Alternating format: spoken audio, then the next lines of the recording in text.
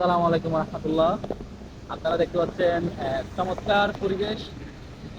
বৃষ্টি হচ্ছে, গুড়ি গুড়ি বৃষ্টি হচ্ছে। আর বৃষ্টির মধ্যে বৃষ্টিতে অনেক ভালোই লাগে আমাদের।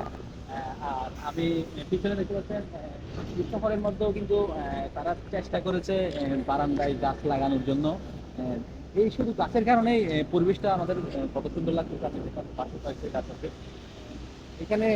আমাদের এই শহরে গাছের খুবই অভাব। আমরা তো গাছ কেটে বিল্ডিং করে ফেলছি। এখন আমরা ভুগতেছি গরমে, কি পরিমাণ যে গরমে আমরা অতিষ্ঠ হয়ে যাই।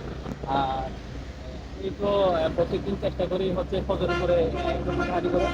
আর আপনাদের কিছু মোটিভেট করার কারণ এই ফজরের মানে দীর্ঘ সময়টা যদি আমরা কাজে লাগাতে পারি আমরা অবশ্যই সফল হব। কারণ এই যে সময়ের বরকত, আল্লাহ তাআলা যে ফজরের পরে যে সময়ের বরকত এবং রিজিকের বারাকা রাখছে, এটা আমাদেরকে নেওয়ার জন্য অবশ্যই কি করতে হবে? এই বারাকা নেওয়ার জন্য আমাদেরকে অবশ্যই জাগ্রত থাকতে হবে। না হলে আমরা বারাকা পাবো কিভাবে? আমাদের সময়ের বারাকা, আমাদের জীবনের বারাকা, আমাদের জীবনটা একটা সময়ের সমষ্টি।